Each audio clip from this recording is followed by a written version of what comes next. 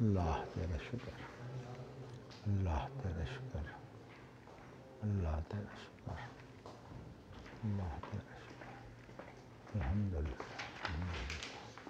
الحمدللہ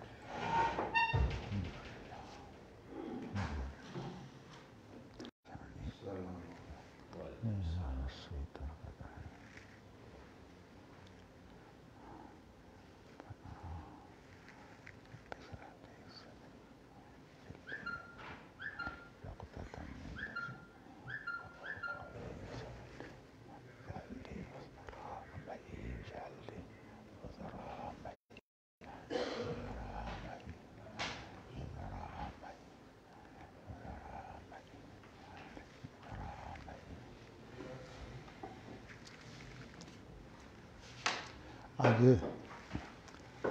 عبد الرحمن عزیز صاحب نہیں آئے؟ آئے وہ کہیں نکلے، کہہ رہے تھے میں پہنچ جاتا ہوں۔ اچھا، اللہ تعالیٰ خوش رکھے۔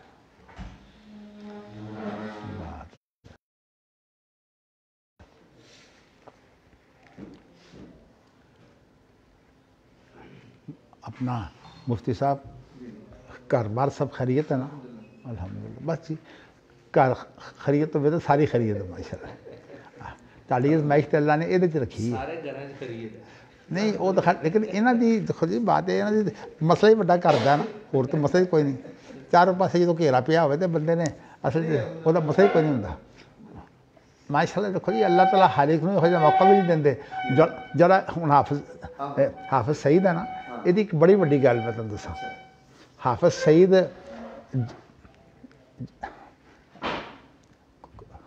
جدوں کاروائی کرتا ہے نا تو وہ ہوں کہ ان بھگتے دوسرا، میں نہیں بھگتنی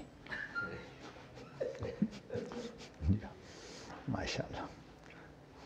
تو میرا بالکل مزاج الٹا ہے، میں وہ سب نالوں اگے بیا ہونا، یعنی اگر کوئی تکلیف پہنچتی ہے تو میں پہنچتی ہے جی۔ نہیں ویسے تو جی وہ بھی امیر ہوں، تو امیر کا کام یہ ہوئے سب نال اگے ہوئے، لیکن تم دیکھ لو یہ کدی بھی نہیں ہوئے گا۔ میں تو پتہ نہیں کنے کے واقعات زندگی تے میرے سامنے نے جس بعد بندہ اندازہ لگاتا ہے۔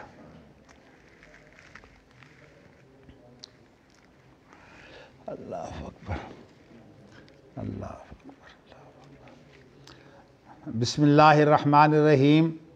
باب امر الوالی اذا وجہ امیرین الی موضع ان یتطاوعا ولا یتعاصیا۔ حدثنا محمد بن بشار حدثنا العقدی حدثنا شعبۃ عن سعید بن ابی بردۃ قال سمعت ابی قال بعث النبی صلی اللہ علیہ وسلم ابی و معاذ بن جبل الی الیمن فقال یسرا ولا تعسرا وبشرا ولا تنفرا وتطاوعا۔ فقال له ابو موسیٰ انه یصنع بارض، فقال كل مسكر حرام۔ وقال النضر ابو داود ويزيد بن هارون ووكيع عن شعبة عن سعيد بن ابي بردة عن ابيه عن جده عن النبي صلی اللہ علیہ وسلم۔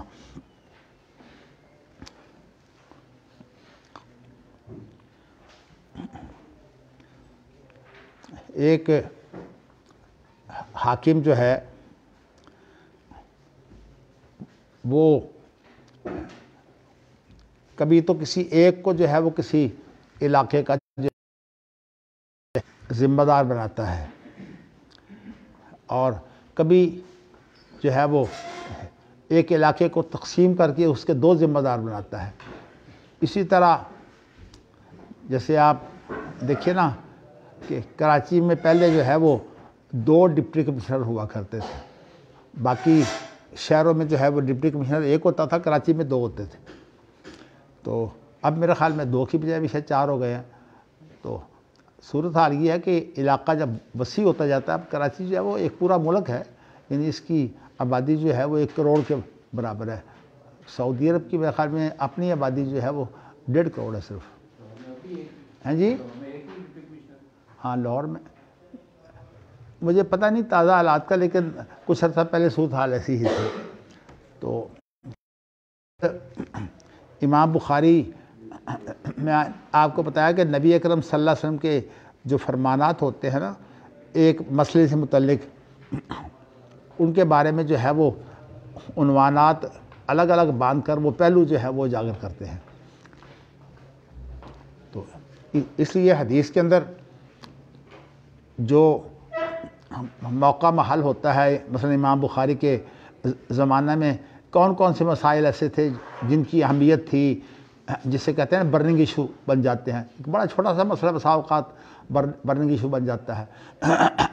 تو اس کے بارے میں جو ہے طریقہ کار جو اصحاب الحدیث کا ہے، اہل الحدیث کا ہے، وہ یہ ہے کہ وہ عنوان قائم کر کے پھر اس کے بعد اس عنوان کے مختلف پہلو وہاں بھی جو ہے وہ اجاگر کر دیتے ہیں مختلف اقوال سے، لیکن اس کے بعد پھر جو اپنے معیار کی حدیث لاتے ہیں اس کے اندر جو ہے وہ اس مسئلے کا جو ہے وہ جواب ہوتا ہے. جو مسئلہ پیدا ہوا ہے اس کا جواب ہوتا ہے. اصل میں یہ میں آپ کو اسی لیے بار بار کہتا ہوں، مولانا عبدالسلام مبارک پوری جو مولانا عبید اللہ کے والد ہیں، انہوں نے سیرت البخاری پر ایک کتاب لکھی ہے. تو اس کتاب میں وہ لکھتے ہیں کہ یہ جو لوگوں کا خیال ہے نا کہ وہ باب سے سوال پیدا کرتے ہیں اور یہ ہے کہ جو حدیث ہے اس سے جواب دیتے ہیں، یہ بات درست نہیں ہے. تو اصل جو بات ہے وہ یہی ہے کہ ایک مسئلہ ہے، مسئلہ کا معنی یہ چیز جو ہے یہ اب لوگوں کے غور و فکر کے اندر اس لیے ہے کہ وہ اہم ہو گئی ہے کسی اختلاف کی وجہ سے یا کسی اور صورتحال پیدا ہوئی ہے اس کی وجہ سے وہ چیز اہم ہو گئی ہے. تو اس اعتبار سے جو ہے وہ امام بخاری جو ہے وہ اس اہم پہلو کو جو ہے وہ اجاگر کر کے پھر اس کے بعد اس پہلو کے بہت سے دیگر پہلوؤں سے جو ہے وہ اس کی تکمیل کرتے ہیں. پھر اس کے بعد جو ہے وہ حدیث میں جو ہے وہ ہمیں یہ تلاش کرنا پڑتا ہے. گویا کہ اہل الحدیث کا طریقہ یہ ہے کہ جو مسئلہ پیدا ہوتا ہے وہ حدیث سے جو ہے، قرآن مجید تو الگ محفوظ ہے، قرآن مجید کا بھی حوالہ امام بخاری دیتے ہیں اور قرآن مجید کے حوالے کے علاوہ جو ہے وہ احادیث ایسی لاتے ہیں جن کے ساتھ اس مسئلہ کے مختلف پہلو جو ہیں وہ کھل جاتے ہیں. تو یہی اصل میں اصحاب الحدیث کا طریقہ ہے. یہ حقیقت میں یہ طریقہ دائمی ہے. دوسروں کے نزدیک تو اجتہاد کا جو نتیجہ ہوتا ہے نا، جس کو رائے کہتے ہیں، اس کو دائمی بنایا گیا ہے. لیکن اصحاب الحدیث کا طریقہ کار دائمی کیسے ہے کہ وہ کہتے ہیں کہ قرآن اور حدیث جو ہیں چونکہ وہ دائمی ہیں، تو اس لیے حدیثیں جب اکٹھی ہم کر دیں گے تو اس کے بعد اس کے تمام پہلو جو ہیں وہ اس میں آ جائیں گے.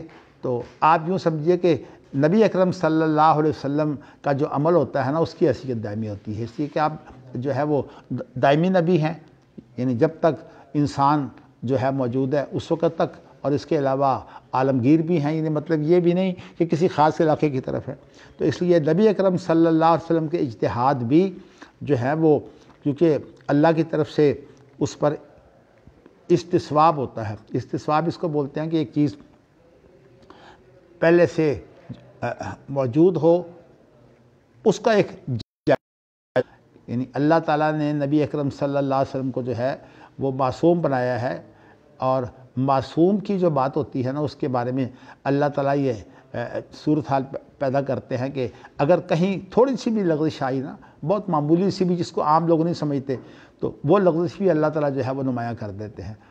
جیسے کہ قرآن مجید میں بھی اس کی مثالیں موجود ہیں، اور اس طرح نبی اکرم صلی اللہ علیہ وسلم کی جو زندگی ہے اس کے اندر بے شمار مثالیں ہیں. لیکن یہ بات بار بار یاد رکھیے کہ قرآن مجید اللہ کے الفاظ بھی ہیں، اور حدیث جو ہے وہ اللہ کے الفاظ کی بجائے جو صحابی ہوتا ہے اس کی خبر ہوتی ہے، اور اس خبر کے اندر اللہ کے رسول کے جو الفاظ ذکر ہوتے ہیں، دعاؤں وغیرہ کی تو صورتحال جو ہے وہ اور ہے، لیکن ان کے اندر بھی تبدیلی کی گنجائش ہوتی ہے. تو اس کے اندر وہی آدمی جو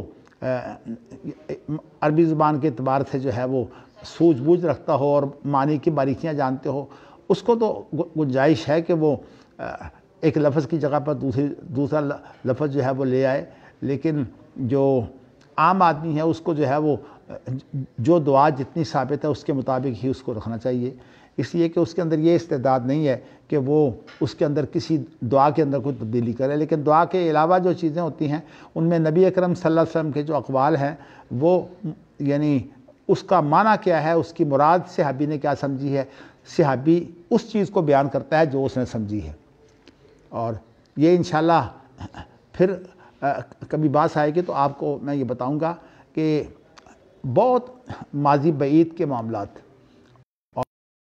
اور مستقبل بعید کے معاملات جو مثلا قرب قیامت ہیں اس کے صحابہ بیان کرتے ہیں، اس کے اندر بسا اوقات جو ہمیں الجھن پیدا ہوتی ہے، اس الجھن کی وجہ یہ ہوتی ہے کہ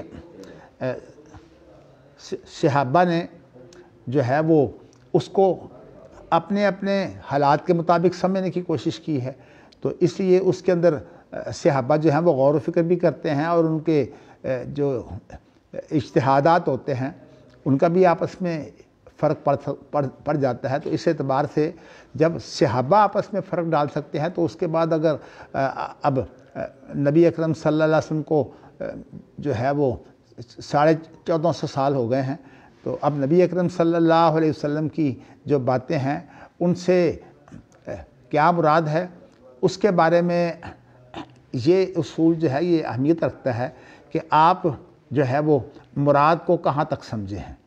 تو اس لیے جیسے حضرت عائشہ رضی اللہ تعالیٰ عنہا اس دور کے معاملات میں جو ہے وہ ایک ایسا ادراک رکھتی تھیں کہ صحابہ کو مغالطہ ہو جاتا ہے، لیکن حضرت عائشہ رضی اللہ تعالیٰ عنہا چونکہ گھر میں موجود تھیں اس لیے آپ کو مواقع موجود تھے کہ آپ سے ہر بات پوچھ لیں، اس لیے جس بصیرت کی وہ حامل تھی، بڑے بڑے جلیل القدر صحابی جو ہیں وہ اس بصیرت کے حامل نہیں تھے، اور اس کی وجہ یہی تھی کہ چونکہ انہیں ہر وقت موقع تھا پوچھنے کا۔ تو یہ وہ چیز ہے جو اللہ کی طرف سے ایک نعمت ہوتی ہے۔ اسی طرح دیگر بیبیوں میں بھی یہ بات جو تھی وہ موجود تھی۔ تو ایسے معاملات جو ہیں جب آتے ہیں تو اس کے اندر بعض دفعہ جو الجھنیں جو ہے نا ان کو حل کرنے کے لیے یہ دیکھنا پڑتا ہے کہ یہ حدیثیں کس معیار کی ہیں۔ اب ایک مسئلہ جو ہے اگر گنجرک ہو تو اس کے اندر جو بہت معیاری یعنی حدیثیں ہیں تحمل و ادا کے اعتبار سے بھی، اور اسی طرح جو ہے وہ اپنی سند کے اعتبار سے بھی، سند کے اندر ہی تحمل و ادا ہوتا ہے، تو ان چیزوں کو جب دیکھا جاتا ہے تو پھر اس کے بعد اس کا مفہوم جو ہے وہ متعین ہوتا ہے۔ یہ میرا خیال یہ ہے کہ اس کے بارے میں جہاں تک قرب قیامت کی پیش گوئیاں، اس کے بارے میں تو ہم ایک بڑا ہی اہم مذاکرہ کر بیٹھے ہیں آج سے کوئی 16-17 سال پہلے۔ یہ مئی 2003 کی جو اشاعت ہے نا اس کے اندر اس مذاکرے کی پوری رپورٹ جو ہے وہ موجود ہے، قرب قیامت کی پیش گوئیوں کے لیے اصول کیا ہیں۔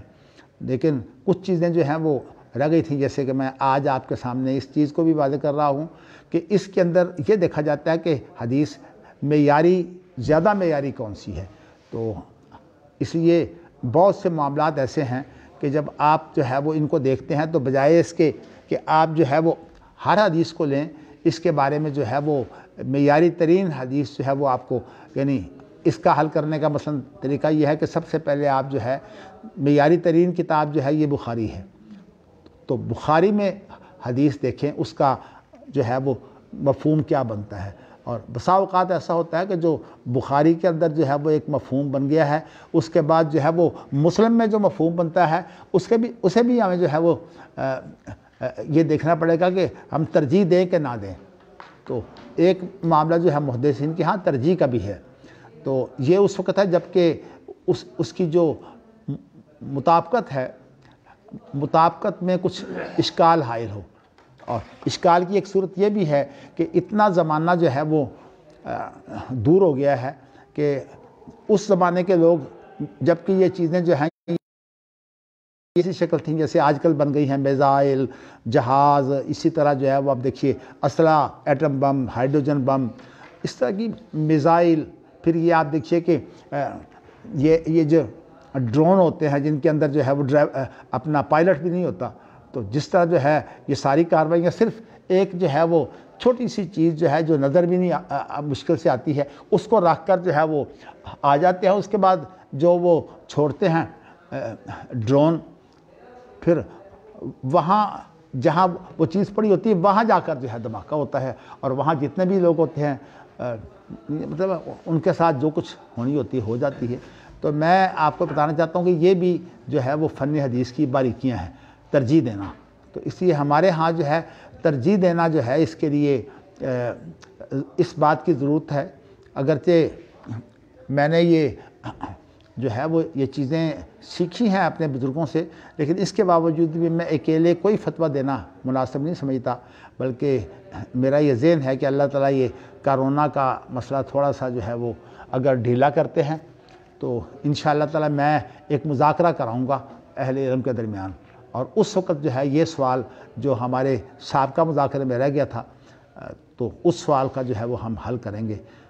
تو میں ویسے آپ کو بتا چکا ہوں دجال کا مسئلہ بھی اس کے اندر آ گیا تھا، اور مسائل آگے تھے، یاجوج ماجوج کا مسئلہ جو ہے نا وہ اس میں نہیں آیا تھا، اور اسی طرح جو ہے وہ اور کئی ایسے واقعات ہیں جو انشاءاللہ آپ کو ملیں گے۔ لیکن میں نے یہ جو توجہ دلائی ہے نا کہ جب کہ حالات کی دوری کی وجہ سے جو ہے وہ احادیث کا معیار ایک نہ ہو تو اس وقت جو مشکل پیدا ہوتی ہے، تو اس وقت ساری ترین حدیثیں جو ہیں وہ آپ لے کر جو ہے اس مسئلے کو متعین کریں، اور اس کے بعد جو ان سے کم تر معیار کی ہیں ان سے آپ اس کا تکملہ تو کریں، لیکن بسا اوقات تکملہ جو ہے وہ مشکل ہو جاتا ہے۔ جیسے کہ آپ یہ دیکھیے نا کہ یاجوج ماجوج کے بارے میں جو بخاری کی روایات ہیں وہ تو ہمارے سامنے ہے، اور میں نے ایک آدھے نقطے کی وضاحت بھی کر دی۔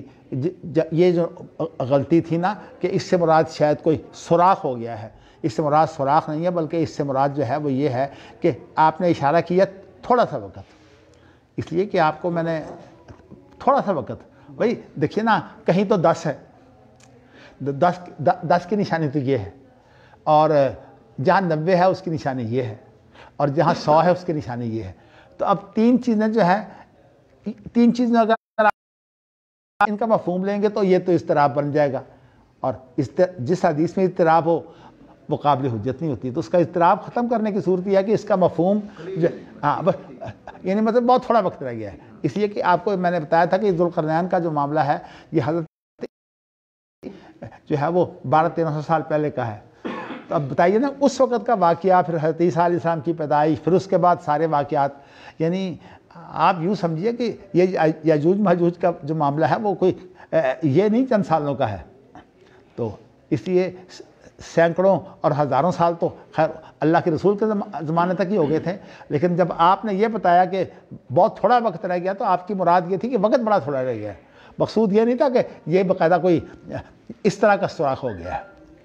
اس لیے سفیان بن عیینہ کی تفسیر تھے، لوگوں نے یہی سمجھا، دو لفظ بولے ہیں 90 یا 100، 90-100 کا بھی فرق ہے، دیکھیں نا، ایک یہ ہے یہ بہت چھوٹا سوراخ ہے، اور ایک یہ ہے یہ بڑا سوراخ ہے، تو اس لیے مراد اس سے تھوڑا ہی ہے۔ تو اس لیے اضطراب کو ختم کرنے کی صورت یہ ہوتی ہے کہ اس کا ایک ایسا مفہوم پیش کیا جائے جس سے ساری چیزیں جو ہے درست ہو جائیں۔ اب اس میں جو ہے تینوں چیزیں درست ہیں، لیکن ایک الجھن اس کے اندر ابھی تک موجود ہے، وہ یہ ہے کہ مسلم کی جو روایت ہے نا نواس بن سمان کی، اصل میں اس کا آج کل جواب جو ہے وہ بہت مشکل ہے، تو اسی لیے میں چاہتا ہوں کہ اس پر علماء کا ہاں جی وہ کیا جس میں یہ ہے کہ تبریہ کا سارا پانی پی جائیں گے، اور یہ ہے کہ اس کے اندر یہ ہے کہ جب ان کا آخری حصہ جو ہے وہ گزرے گا تو اس وقت وہ کہے گا کہ یہاں کبھی پانی ہوا کرتا تھا۔ تو اس طرح جو ہے وہ اور بھی کئی چیزیں ہیں، مجھے اس کو ساری تو یاد نہیں ہے، لیکن آسمان کو جو ہے وہ 3 ماریں گے اور کہیں گے کہ اللہ تعالیٰ جو ہے وہ اس کو تو ہم نے ختم کر دیا ہے تیر مار کر ہی۔ تو اس طرح کی جو باتیں ہیں نا یہ تو روس میں ہو چکا ہے، ایک وقت آیا جب زار روس کی حکومت کے بعد یہ لینن وغیرہ کی حکومت تھی، اور انہوں نے باقاعدہ روس میں بورڈ لگا دیے تھے کہ جی یہاں سے ہم نے اللہ کو نکال دیا ہے۔ بات تو آپ جو کر رہے ہیں، اصل سوال یہ پیدا ہوتا ہے کہ نہیں یہ کیا روسی جو ہیں وہ یاجوج ماجوج ہیں؟ اصل سوال آپ کی بات کے مطابق تو یہ ہے کہ روسی خود یاجوج ماجوج ہیں. بھئی اگر روسی یاجوج ماجوج ہے تو یہ جو یورپ اور امریکہ ہے یہ بھی تو یافس کی اولاد ہے, روسی بھی یافس کی اولاد ہے, تو یافس کی اولاد ہی یاجوج ماجوج ہے. تو اس لیے یہ کہنا کہ نہیں اب یاجوج ماجوج ابھی تک نکلے نہیں, یہ چیز جو ہے اس کے لیے اشکال پیدا ہوتا ہے. تو میرا خیال یہ ہے کہ اس کے لیے بجائے اس کے کہ ایک شخص اپنی ذمہ داری جو ہے وہ اکیلے اٹھا کر جو ہے وہ چلے, نہیں, ایک عوام کے اندر ایک بات کو جو ہے وہ پھیلانے سے پہلے ضروری ہے کہ آپس میں ایک اہل علم کا مذاکرہ ہو. وہ اہل علم جو باریکی مزاج میں رکھتے ہیں اور کوئی نہ کوئی رائے رکھتے ہیں, ان کو بلایا جائے, اور بلا کر جو ہے اس میں ایک بات بڑی ضروری ہے جو میں نے اس وقت بھی محسوس کی تھی کہ ہمارے اہل حدیث سوچتے کم ہیں لیکن فتوی بازی بہت کرتے ہیں. تو حالانکہ آج کل میں یہ آئیں گے, اور ایک ہے کہ وہ آ کے جا چکے ہیں, اس کا فائدہ کیا ہے؟ اس کا فائدہ کیا ہے؟ اس کا فائدہ یہ ہے کہ یہ سارا یورپ امریکہ جو ہے نا, جو انہوں نے اللہ کو تو ختم ہی کر دیا نا. حتیٰ کہ یورپ امریکہ جو ہے وہ عیسائی ضرور ہے لیکن سب اختیار دے دیا ہے اپنے پوپوں کو, اور پوپوں کو اختیار دینے کے بعد ان کے لیے جو ہے وہ یہ جو حکومتی زندگی ہے, سرکاری زندگی ہے, اس کی تو کوئی حیثیت ہی نہیں ہے. تو اس اعتبار سے میں یہ سمجھتا ہوں کہ یہ سارے جو ہیں یہ اللہ تعالیٰ کے منکر ہیں. اس اعتبار سے میں یہ آپ کو بتانا چاہتا ہوں کہ یاجوج ماجوج کی جو بات ہے نا, دوسرا میں نے اس کے لیے اشکالات پیش کیے تھے. آج اس مسئلے کو میرے خیال میں یہاں پیش کرنے کے بجائے میں نے اشکالات آپ کو بہت سے پیش کیے تھے. میرا ذہن یہ ہے کہ یہ علماء کے مذاکرے میں یہ بات کی جائے. ٹھیک ہے, لیکن میرا سوال تھوڑا چھوٹا سا ہے. نہیں, چھوٹا نہیں ہے, اس کا بہت بڑا جواب ہے. انشاءاللہ پھر کر لیں گے جب اس مسئلے کے بارے میں ہم نے گفتگو کرنی ہے. تو ناقص گفتگو ہمیشہ نقصان دہ ہوتی ہے, پوری گفتگو بہتر ہوتی ہے. لیکن ایک سوال میں نے پیدا کیا ہے نواس بن سمان والی حدیث کا, اور وہ مسلم کی روایت ہے. تو اس لیے یہ دیکھنا ہے کہ یہاں بخاری اور مسلم میں آپس میں ترجیح کا معاملہ کیا جائے یا کوئی تطبیق کی صورت نہیں بنتی. یعنی اگر آپ بخاری کا مفہوم جو ہے یہ کہیں کہ یہ تشریح ہے بخاری کی تو یہ بات جو ہے یہی اشکال پیدا کرتی ہے. تو اس لیے میرا خیال میں اہل علم کے درمیان میں اس سوال کو اٹھا کر جو ہے, جیسے ہم نے اس وقت بھی مذاکرہ کر کے جو ہے وہ ایک بات طے کی تھی, اب بھی ہم چاہتے ہیں مذاکرہ کر کے, یعنی علماء کے ایک گروپ کی ذمہ داری ہونی چاہیے بجائے اس کے کہ ایک آدمی جو ہے وہ اپنے آپ کو کوئی بڑا سمجھ کر جو ہے وہ باقی سب کے لیے جو ہے وہ فتویٰ بنا دے. میں اس بات کا قائل نہیں ہوں. چلیے جی, میں نے اب آپ کو یہاں کیا بتانا ہے. یہ جو آپ کے لیے امام بخاری نے باب باندھا ہے نا, وہ یہ باندھا ہے کہ جب دو جو ہے وہ امیر مقرر کر دیے جائیں ایک علاقہ میں, تو ان کا کام یہ ہے کہ وہ آپس میں ایک دوسرے کے معاون بنیں, نہ کریں. مقصد یہ ہے کہ انہیں جہاں یہ کام کرنا ہے نا کہ وہ اپنے اپنے جو زیر نگرانی علاقہ ہے اس کے وہ ذمہ دار ہیں, یعنی وہاں جو بھی حکمران کے ذمہ دار ہوتے ہیں وہ وہاں ذمہ داری پوری کرتے ہیں. اس کے علاوہ ان کی صورتحال یہ بھی ہے کہ آپس میں بھی آپ نے ہدایت فرمائی کہ آپس میں وہ اتفاق کی کوشش کریں, ایک دوسرے سے اختلاف نہ کریں. اب جیسے دیکھیے نا, ابو موسیٰ اشعری کے پاس معاذ بن جبل جو ہے وہ بار بار آتے, اور ابو موسیٰ رات کو اٹھ کر جو ہے وہ اللہ کی عبادت کرتے تھے. تو معاذ بن جبل نے کہا جی بات یہ ہے کہ میں نے تو یہ جب حدیث اللہ کے رسول کی سنی ہے کہ جو شخص عشاء کی نماز جو ہے وہ امام کے ساتھ ادا کرے اور اس کے بعد جو ہے وہ صبح کی نماز بھی امام کے ساتھ ادا کرے, اسے ساری رات عبادت کا ثواب ملتا ہے. میں تو ساری رات سو کے گزارتا ہوں. اب معاذ بن جبل تو بہت باریک ہے, آپ کو پتہ ہے نبی اکرم صلی اللہ علیہ وسلم فرمایا تھا کہ حرام حلال کے اندر معاذ بن جبل جو ہے یہ سب سے بڑھ کر ہیں, یعنی ان کو آپ نے خاص امتیاز دیا تھا. تو اس اعتبار سے معاذ بن جبل کی تو بڑی باریکیاں ہیں, لیکن ہے یہ اصل میں رائے. ایک کا مزاج یہ ہے رہتے دینا, لیکن آپ دوسری طرف دیکھیں کہ وہ آدمی جو مرتد ہو گیا ہے, اب معاذ بن جبل کا کیا کام ہے, ابھی آپ تو کسی اور جگہ حکمران ہیں. ابو موسیٰ اشعری نے تو ابھی اس کی مزید تحقیق کرنی تھی, یہ بھی سوچنا تھا کہ بھئی مرتد تو ہو گیا ہے, کیا اسے توبہ کا بھی موقع دیا جائے کہ نہ دیا جائے, اس لیے کہ یہ توبہ کا بھی ایک بڑا اہم مسئلہ ہے. تو معاذ بن جبل نے کہ نہیں, میں بیٹھوں گا نہیں اس وقت تک جب تک جو ہے وہ اس کی گردن نہیں اتاری جاتی. اب موسیٰ اشعری نے عمل بھی کر دیا. تو کہنے کا مقصد یہ وہ بات ہے جس کے متعلق اتفاق کرو. تو بلکہ ایک اور حدیث جو ہے میں آپ کو بھی بتا دیتا ہوں، لیکن اب آپ نے اس کا جواب مجھ سے اس وقت مانگنا ہے جب یہ مسئلہ میرے پاس آئے، کہ شریعت کے اندر یہ بہت بڑا سوال ہے کہ کیا شرعی معاملات میں جو ہے وہ تدریج ہے، یا شرعی معاملات بیک وقت نافذ ہو جاتے ہیں؟ نہیں، اس کے اندر جہاں تک منہاج ہے نا اس کے اندر تدریج ہے، اور جو شریعت ہے اس کے اندر تدریج نہیں ہے. شریعت اور منہاج کا فرق اگر آپ جانتے ہیں تو مطلب یہ کہ منہاج کے اندر تدریج ہے، اور وہ بھی جو یہ معاذ بن جبل کی حدیث ہے اس کے اندر جو ہے یہ چیز موجود ہے. مثلا دعوت جو ہے اس کے اندر تدریج ہے، اور یہ منہاج ہے، یعنی دعوت منہاج ہے، جہاد منہاج ہے. تو اسی طرح جو ہے وہ یہ معاملات جو ہوتے ہیں یہ سارے ان کے اندر منہاج آتا ہے. اور جو حرام اور حلال ہے، جیسے متع جو ہے یہ حرام اور حلال ہے، یہ دعوت کا کام نہیں ہے. تو اس اعتبار سے حرام اور حلال جو ہے وہ ایک دفعہ اس کے اندر نسخ ہو جائے ختم ہو جاتی ہے. دعوت کے اندر تو حالات کے مطابق طریقے بدلتے رہتے ہیں. آج یہ طریقہ مناسب ہے کہ آپ سختی سے کام کریں، کبھی یہ طریقہ مناسب ہوتا ہے کہ آپ نرمی سے کام کریں. ویسے تو بنیادی طور پر نرمی ہونی چاہیے، لیکن جب کوئی واقعہ ہو جائے تو اللہ کے رسول ولا اللہ، یہ اصول آپ کے سامنے تھا کہ جب کوئی معاملہ جو ہے اللہ کے رسول کے پاس پیش ہو جائے پھر آپ معاف نہیں کرتے تھے حد کے معاملات. آپ کو پتہ ہے کہ جو ایک فاطمہ نامی عورت نے جو ہے وہ چوری کا معاملہ تھا، اس کی تفصیل تو پھر آ جائے گی. تو جب اللہ کے رسول نے حکم دیا اس کا ہاتھ کاٹا جائے تو اس وقت جب کچھ لوگ ان لوگوں نے کہا جی ہم معاف کرتے ہیں. کہا اب نہیں، اب معاملہ میرے پاس آ گیا ہے، اب میرا کام ہے فیصلہ کرنا. تو اس وقت پھر آپ نے جو ہے وہ عمل درآمد اس پر کیا. تو کہنے کا مقصد یہ ہے کہ دعوت کے اندر تدریج موجود ہے، لیکن اس مسئلے کو جو ہے وہ سمجھانے کے لیے میرے خیال میں ایک بڑے لیکچر کی ضرورت ہے. تو اس لیے آپ یاد رکھیے، پھر انشاءاللہ اس کا بھی جواب دیں. آپ چھوڑیے، مجھے اگر بیان کرنا ہوتا تو میں بیان کرتا، اصل میں اس لیے میں نے چھوڑ دیا تو آپ بھی چھوڑ دیجئے. اب اس حدیث کی طرف آتے ہیں. اچھا دیکھیے جی، میں نے آپ کو یہ بتایا تھا کہ امام بخاری کا ہمارا تقریباً جو ہے یہ فرق ہے 1200 سال کا.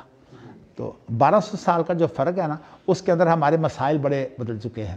تو اب ہم اپنے نظام کے بارے میں کوئی اگر ہدایت لینا چاہتے ہیں قرآن حدیث سے، تو اس کے اندر کیا ہدایت ہے؟ میں آپ یہ کہ یہ ہمارے ہاں جو ہے وہ جو عدالتیں ہوتی ہیں، جو قانون کی عدالتیں کہلاتی ہیں، ہائی کورٹ اور سپریم کورٹ، ان کے اندر جو ہے وہ ایک جج بعض کیسوں کو ایک جج سنتا ہے اور بعض کیسوں کو 2 جج سنتے ہیں، اور بعض کیسوں کو جو ہے وہ زیادہ جج سنتے ہیں، 5 بھی، اس سے بھی زیادہ ہو جاتے ہیں. تو اس کے بعد پھر سپریم کورٹ کی بھی یہی صورتحال ہے.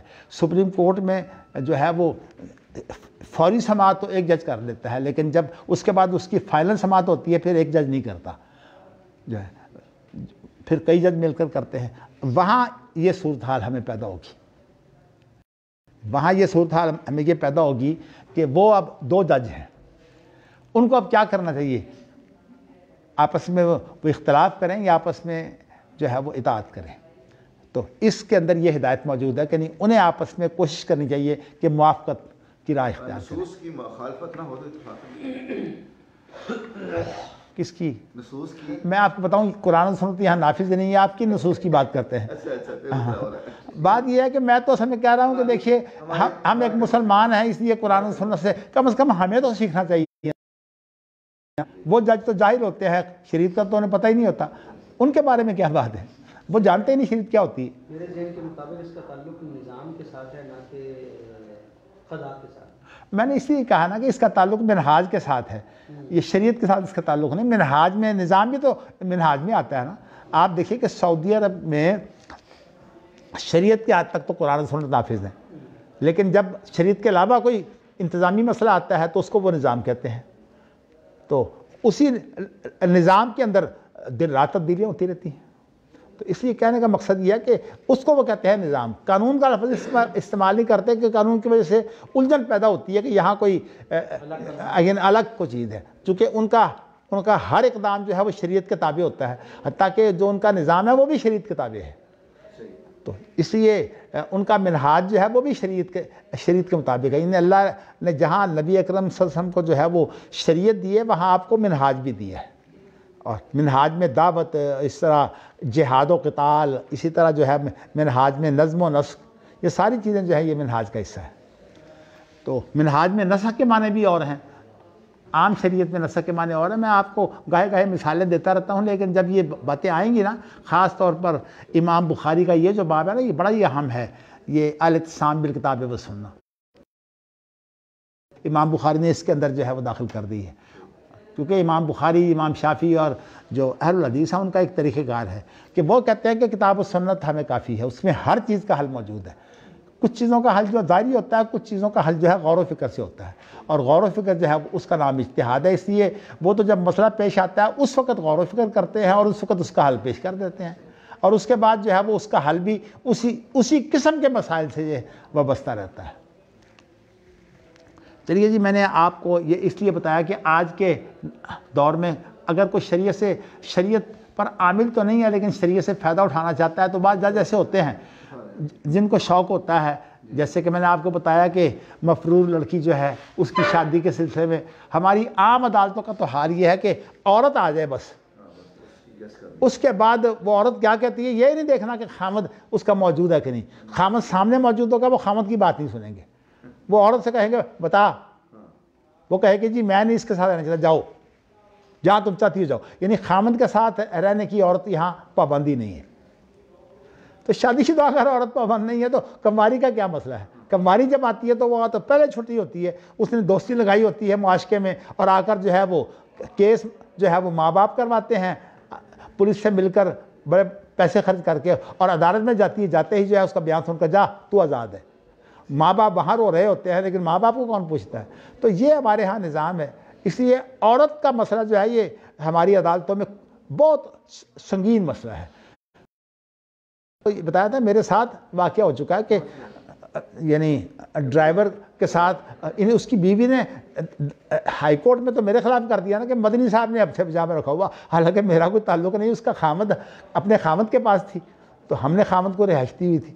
لیکن جب وہاں وہ پیش ہوئی تو اس کے بعد جو ہے وہ میں نے جو ہے وہ وکیل کر کے ڈرائیور کو پیش کر دیا، تو ڈرائیور نے جج سے بات کی، جی بات یہ ہے یہ میری بیوی ہے، میں یہاں موجود ہوں، یہ میرے پاس رہ رہی ہے۔ جج نے اس کی بات اس نے کہا جا بی بی تو جتھے جانا جا، انہوں نے کہا جی میں ماں باپ کو جانا کرنے جاؤں، تو آزاد ہے، بس کسی کی بات سنتے ہی نہیں۔ یہ یہاں مذاق بنا ہوا ہے، یہاں انصاف والی تو بات ہی کوئی نہیں ہے۔ میں آپ بتا دوں قانون بھی غلط، اور اس کے بعد جو ہے اس کا نفاذ کرنے والے بھی غلط۔ تو پھر یہاں تو مسلم اور غیر مسلم کی بات جو ہے وہ بھی غلط، حالانکہ غیر مسلم کے پاس جو ہے وہ اگر شرعی فیصلہ ہو تو غیر مسلم شرعی فیصلہ کیسے کر سکتا ہے؟ اور یہ کہتے ہیں کہ جی ہمارے جج اتنے ماہر ہیں کہ وہ شریعت کے بھی ماہر ہیں، اور شریعت کو انہوں نے ایک فرقہ بنایا ہوا ہے۔ اور جب یہ ابھی انگریز کی حکومت تھی تو یہ ہندو اور اسی طرح جو ہے مجوسی اور اسی طرح کے جو جج ہیں، سکھ تو خیر ہندوؤں میں سے ہیں، انہیں ہندوؤں کا ایک واحد فرقہ ہے سکھ جی ہاں۔ تو میں بتانا چاہتا ہوں اس طرح جج عموماً ایسے لوگ ہوتے تھے، یا سیکولر ہوتے تھے ذہنی طور پر، جیسے کہ سر سید کا بیٹا جو ہے اس کو انگلینڈ میں پڑھایا تو اس نے ضرور تھا، لیکن وہ بالکل سیکولر تھا۔ یہ پہلا آدمی ہے جس نے یہ شرارت کی تھی کہ مفرور لڑکیاں جو ہیں ان کو آزادی ہے، جس کے ساتھ مرضی بھاگ جائے۔ اس کے بعد پھر اسی کی پیروی کرتے چلے آتے ہیں۔ لیکن وہ کتنا بدبخت آدمی تھا کہ سر سید جیسا باپ جو اتنا قابل اور اتنا ذہین تھا، اس نے اس کو گھر میں نہیں رہنے دیا، اس کو نکال دیا۔ اس کی بیوی نے، ان دونوں نے مل کر، اور سید کی موت باہر واقع ہوئی ہے، گھر کے باہر، گھر میں اس کو موت بھی نہیں آئی۔ تو میں بتانا چاہتا ہوں کہ ان لوگوں سے کیا آپ خیر کی امید رکھیں گے؟ تو اس لیے بھارت ہماری عدلیہ جو ہے، میں نے تو آپ کو بہت سی وجہ بتا دی ہیں کہ یہاں کبھی گواہ جو ہے وہ ہوتا ہی مخالف اور دشمن ہے، تو اصل گواہ جو ہے وہ ہوتے ہی نہیں، جو حقیقی گواہ ہیں وہ تو غیر جانبدار وہاں پیش نہیں ہو سکتا۔ تو اس لیے وہ اگر پیش ہوگا تو وہ تو کیس کو خراب کر دے گا، اور یہاں جو ہے گواہوں کا اختلاف جو ہے وہ اتنی بڑی اہمیت ہے کہ اس کے ساتھ سارا کیس ہی اڑا دیا جاتا ہے۔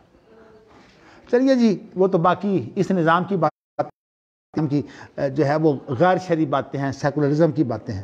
چلیے جی، آپ کو میں نے یہ بتایا ہے، اور یہاں جو ہے امام بخاری نے اپنے زمانے کے مسائل کے مطابق کہا ہے کہ جب دو جو ہے وہ امیر ہوں، دو حکمران ہوں کسی علاقے میں، تو ان کو آپس میں اتفاق سے چلنا چاہیے۔ میں نے ابھی جو آپ سے کہا تھا نا کہ دعوت کے اندر تدریج ہوتی ہے، اس کے اندر بھی جو ہے وہ ایک بات ہے جو میں نے اصل میں آپ کے لیے انشاءاللہ جواب دوں گا کسی وقت۔ وہ جو ہے وہ اللہ اکبر، چلیے انشاءاللہ جب میں اس پر بات کروں گا تو اس وقت جو ہے میں انشاءاللہ جو ہے وہ آپ کو بتاؤں گا۔ تو اس وقت مجھے جو ہے وہ امام بخاری کے دور میں جو مسئلہ تھا، انہوں نے اس کو حل کرنے کے لیے جو ہے وہ جو حدیث پیش کی ہے وہ یہ ہے کہ نبی اکرم صلی اللہ علیہ وسلم نے میرے باپ کو جو ہے وہ سعید بن ابی بردہ بن ابو موسیٰ اشعری، تو نبی اکرم صلی اللہ علیہ وسلم نے میرے باپ کو بھیجا اور معاذ بن جبل کو بھیجا یمن کی طرف، تو آپ نے یہ فرمایا تھا یسرا ولا تعسرا وبشرا ولا تنفرا وتطاوعا۔ مجھے اب وہ بات یاد آ گئی ہے، وہاں یہ کہا ہے سددا وتقاربا۔ اس کا میں انشاءاللہ آپ کو بتاؤں گا کہ سددا وتقاربا کا معنی کیا ہے، اس کا مفہوم کیا ہے۔ وہ ہدایت یہاں نہیں ہے، یہاں چونکہ وہ دعوت کے بارے میں ہے، سددا وتقاربا۔ تو یہ یہاں جو الفاظ ہیں ان کا مفہوم تو یہ ہے کہ آسانی پیدا کرو اور لوگوں کے لیے سختی نہ پیدا کرو، یعنی حاکم کو یہ بات ہونی چاہیے کہ لوگوں کے اندر ایسے حالات پیدا کرو جس سے وہ زیادہ سے زیادہ آرام اٹھائیں، اور باتیں دے کر کام کرو، فتوے لگا کر نفرت پیدا کر کے کام نہ کرو۔ ماشاءاللہ۔ فقال له ابو موسیٰ، تو ابو موسیٰ اشعری نے تابع کا معنی آپس میں موافقت کرو، طوعاً کا معنی ہوتا ہے یعنی خوشی سے موافقت کرنا، تو تابع جو ہے یہ باب تفاعل ہے، باب تفاعل میں دونوں جو ہے وہ فاعل ہوتے ہیں، باب مفعلہ میں ایک فاعل دوسرا مفعول ہوتا ہے، مل جل کر کا معنی ہاں مل جل کر، جیسے کہتے ہیں یتراءى الناس الہلال، لوگوں نے بامی مل جل کر چاند دیکھا۔ جب چاند دیکھتے ہیں سارے اکٹھے ہوتے ہیں نا، دیکھ ایک لیتا ہے، اس کو بولتے ہیں یتراءى الناس، یعنی تراءى یتراءى میں شرکت ہوتی ہے لیکن دونوں فاعل ہوتے ہیں، اور باب مفعلہ میں بھی شرکت ہوتی ہے لیکن اس کے اندر ایک فاعل دوسرا مفعول ہوتا ہے۔ جاہد یجاہد، یہ باب مفعلہ جو ہے وہ بت تیار کیا جاتا ہے۔ بت سے مراد جو ہے یہ ہوتا ہے کہ یہ کھجوروں کا جو شربت دیتے ہیں نا، اور اس کے اندر پھر جو ہے وہ نشہ پیدا ہو جاتا ہے۔ یہ شہد کے جو ہے نا اس سے جو بنایا جاتا ہے شہد سے، چلیے ہاں چلیے شہد سے جو ہے وہ تیار کیا جاتا ہے، اور شہد کے اندر جو ہے وہ جب نشہ پیدا ہو جاتا ہے نا تو پھر شہد جو ہے، آپ کو یہ پتہ ہے کہ شہد اگر پانی میں ملا کر رکھا جائے تو کھٹا ہو جاتا ہے، اس طرح یہ کھٹاس جو ہے یہی بعد میں پھر نشہ بھی پیدا کر دیتی ہے۔ تو آپ یہ دیکھیے کہ ویسے شراب جو ہوتی ہے نا، وہ بدبو کے اندر جتنی بدبو زیادہ ہوگی وہاں اتنی اچھی شراب تیار ہوگی، اور جہاں بدبو نہیں ہوگی وہاں آپ فریج میں رکھ چھوڑیں، بدبو کوئی نہیں ہوتی، اس لیے وہاں شربت بھی خراب نہیں ہوتا، بہت دیر سے جو ہے وہ کھٹا ہوتا ہے، لیکن آپ جو ہے وہ شراب بن جائے گی۔ تو یہ دیکھیے اس کی حرمت کی بنیادی وجہ یہ ہے کہ بدبو سے یہ شراب بنتی ہے، گویا کہ بدبو اس کے اندر سرایت کر گئی۔ اچھا جی، یہ اب معاذ بن جبل نے کہا کل مسکر حرام، خواہ وہ شہد سے تیار ہو شراب یا کھجور سے ہو یا انگوروں سے ہو، سب کے سب جو ہے وہ حرام ہے۔ اور آپ کو میں یہ بتاؤں کہ فقہ حنفی میں جو ہے صرف شراب جو ہے وہ صرف انگور سے نہ، باقی چیزوں سے جو ہے انگور کے اندر تھوڑا ہو یا زیادہ ہو، اس کے اندر بھی ان کا اختلاف ہے، لیکن جو ہے نا کھجوروں سے شہد سے اگر نشے یعنی ایسا ہو کہ انسان کو نشہ نہ آئے، یعنی ایسا نشہ نہ آئے جو انسان کی جو ہے وہ مت مار دے، تو وہ ان کے نزدیک جائز ہے، لیکن انگور کے بارے میں ذرا سختی ہے۔ تو اس لیے یہ جو ہے نا کہ قلیل و کثیر حرام، یہ بھی حدیث کے الفاظ ہیں، تو یہ اصل میں انگور کی شراب کے بارے میں ہے۔ اور جہاں تک ہے نا بتا، یہ شہد کی شراب، اور اسی طرح جو ہے وہ کھجوروں سے اگر شراب بن جائے، حتیٰ کہ گندم سے بھی شراب بنتی ہے نا، ہر وہ چیز جس کے اندر بدبو پیدا کر دی جائے اسے شراب بن جاتی ہے۔ تو اب تو دنیا کے اندر بڑے جن طریقوں سے جو ہے شراب بنائی جاتی ہے، لیکن بدبو کے بغیر شراب نہیں پیدا ہوتی۔ تو اس لیے آپ نے فرمایا کہ جب نشہ پیدا ہو جائے، تھوڑا ہو یا زیادہ، یعنی یہ محدثین کا فتویٰ تو یہی ہے کہ تھوڑا ہو یا زیادہ تو حرام ہے، خواہ وہ کسی چیز سے نشہ پیدا ہو۔ اچھا جی، اب یہاں جو ہے وہ یہ ہے کہ یہ ابو بردہ جو ہے نا، یہ سیابی نہیں ہے، تو اس لیے اب جب یہ سیابی نہیں ہے تو انہوں نے اپنے باپ سے سنا ہے، تو وہ سیابی ہیں ابو موسیٰ اشعری سے۔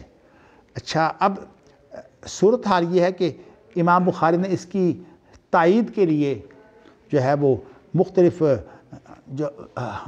جو ثقہ روات ہیں ان کا ذکر کیا ہے۔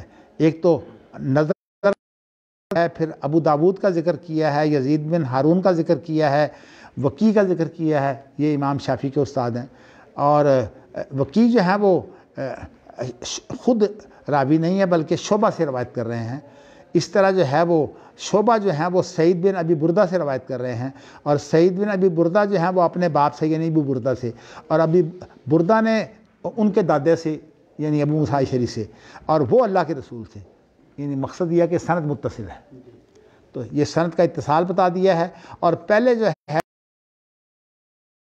کہ وہاں جو تھا وہ سمے تو تھا جی، اس میں دادے کا ذکر نہیں تھا۔ نہیں، ایک تو دادے کا بھی ذکر نہیں تھا، دوسری بات یہ ہے کہ وہاں لفظ سمے تو ہے، اور یہ جو ہے یہ ساری ان سے ہیں روایتیں۔ تو اس لیے امام بخاری نے جو ہے دو وجہ سے اس کو، ایک تو وہاں دادے کا ذکر نہیں ہے کیونکہ اصل تو راوی تو دادا ہے نا، تو اس لیے وہ بات جو ہے وہ امام بخاری نے اس کو کنفرم کر دیا۔ دیکھیں نا، اب یہ بتائیے کبھی فقہ میں بھی ایسی صورتحال پیدا ہوتی ہے، 200 سال کی کا پرانا، اور ہوتا بھی وہ ایک پہلو ہے، اس کو جو ہے وہ اب سارے پہلوانی اس پر صرف ہو رہی ہے کہ امام ابو حنیفہ کے اقوال کیا تھے۔ اس پر بڑی بڑی کتابیں لوگوں نے لکھی ہیں، حتیٰ کہ فتاوی عالمگیری وہ اسی کام کے لیے جو ہے وہ علماء کو لگا کر کہ کسی طرح وہ چیزیں جو ہے جو اورنگزیب کا زمانے کی تھیں ان میں آپ فقہ حنفی جو ہے وہ نمایاں کیجیے، لو رہنمائی کے لیے۔ فتویٰ جو ہے وہ قانون نہیں ہوتا، رہنمائی ہوتی ہے۔ تو اس لیے میں آپ کو یہ مسئلہ جو ہے یہ کئی دفعہ بتا چکا ہوں کہ جب تک جو ہے وہ شریعت کا نفاذ ہے اس وقت تک تو ہوتا ہے خلیفہ، اور جب شریعت کا نفاذ نہیں ہوگا تو خلیفہ نہیں رہے گا۔ یعنی خلافت کے لیے شرط ہے کہ نبوت وہی باقی ہو۔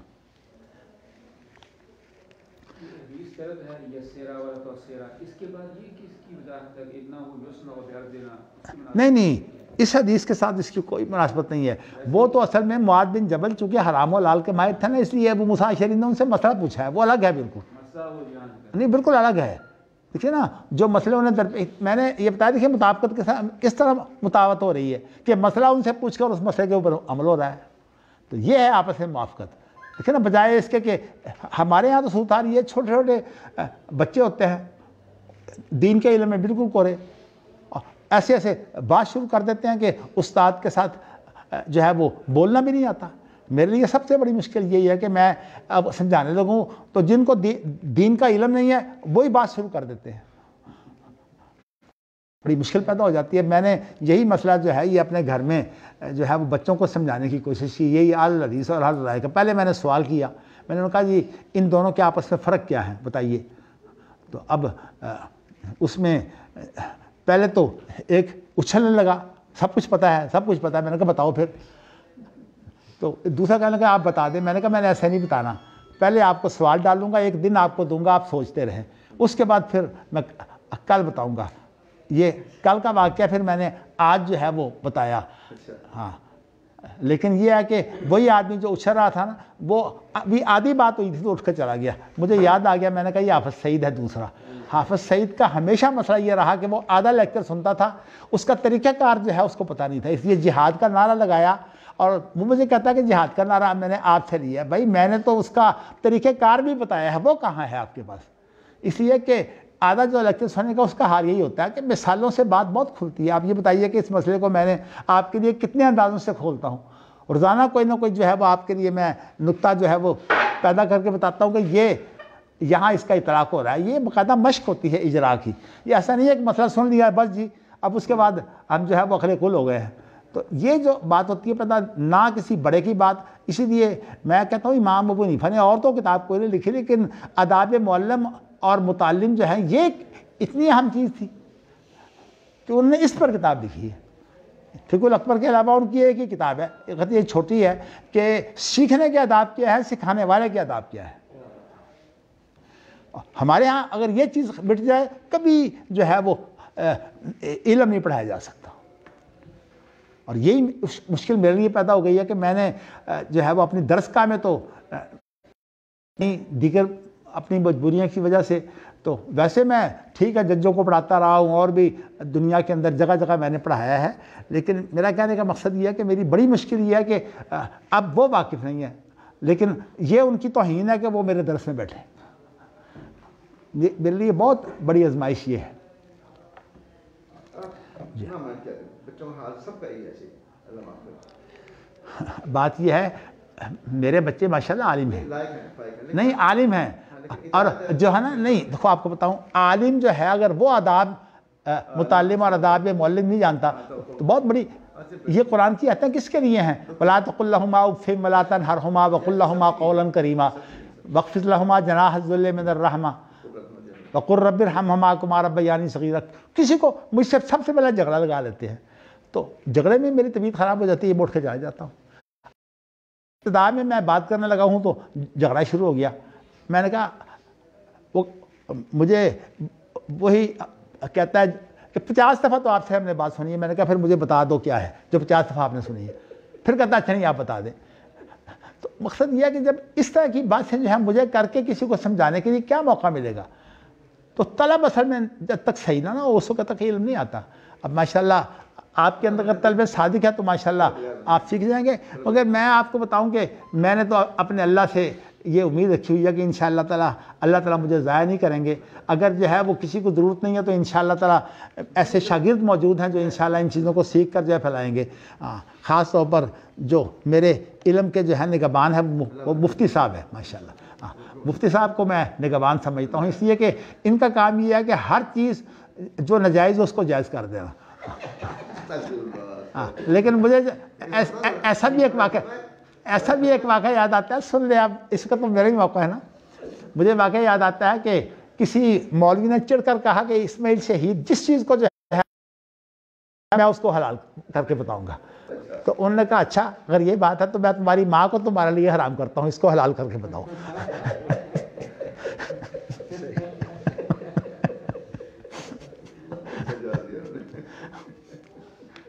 لیکن فقہ حنفی میں اس کا حل موجود ہے. وہ یہ ہے کہ آپ کنڈوم ڈال لیں اور اس کے بعد جو ماں بہن سے آپ جو ہے بدکاری کر رہے ہیں وہ بدکاری نہیں ہوگی.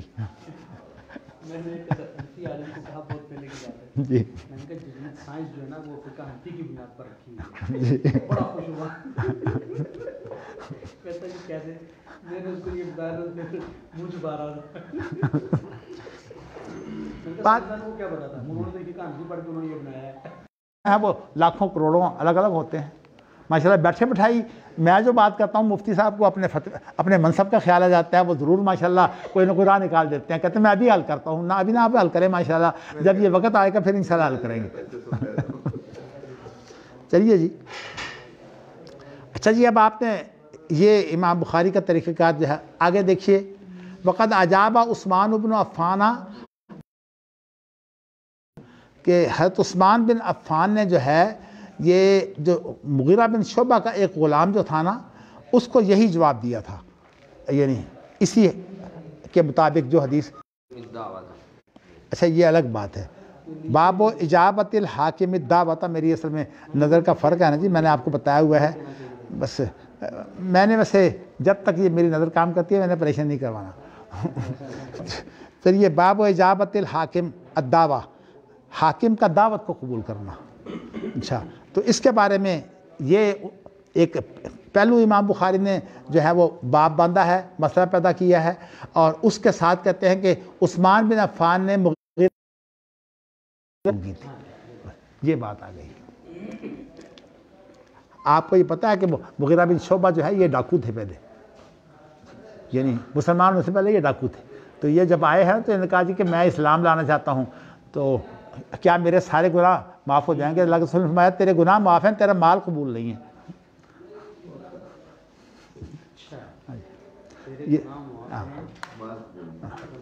مال قبول نہیں، اس لیے بڑا خطرناک معاملہ ہے مال کا. اچھا جی، حدثنا مسدد حدثنا یحییٰ بن سعید عن سفیان، جو ہے وہ آپ کو بتانا چاہتا ہوں مغیرہ بن شعبہ کے بارے میں صحابہ جو ہے وہ بڑی جلدی شکی ہو جاتے تھے. ہاں جی، آپ کو پتہ ہے کہ ان کے اوپر تہمت لگائی تھی نا یہ ابو بکرہ نے کہ یہ نہیں، ذاتی اختلاف نہیں تھا، بالکل نہیں تھا. دیکھیے ابو بکرہ قسم کھا کر کہتے تھے کہ میں اپنی بات پر قائم ہوں. تو اسی ذاتی اختلاف صحابہ میں ایسی بات نہیں تھی. ابو بکرہ بہت دیندار آدمی ہے، ذاتی اختلاف نہیں تھا. وہ بات یہ مغالطہ ہو گیا تھا تو مغالطہ ہی. جی بس آپ جو ہے نا آگے نہ ذرا بڑھیے، مشاجرات صحابہ میں ذرا تھوڑی سی زبان کو اپنے بند کر کے رکھیے. اچھا جی، اب حدیث لائے ہیں. حدثنا مسدد حدثنا یحییٰ بن سعید عن سفیان حدثنی منصور عن ابی وائل عن ابی موسیٰ عن النبی صلی اللہ علیہ وسلم قال فک الآنیہ و عجیب الداعیہ. لو جی، اب یہ حدیث آ گئی ہے. اب یہاں بھی جو ہے میں نے تو آپ کو اصل میں پہلو واضح کرنے ہیں، کیونکہ میں نے آپ کو بتایا کہ بخاری اپنی طرف سے فتویٰ نہیں دیتے، حدیث کو پیش کر کے حدیث کے سپرد معاملہ کرتے ہیں. یہ ہے اصحاب الحدیث کا کمال.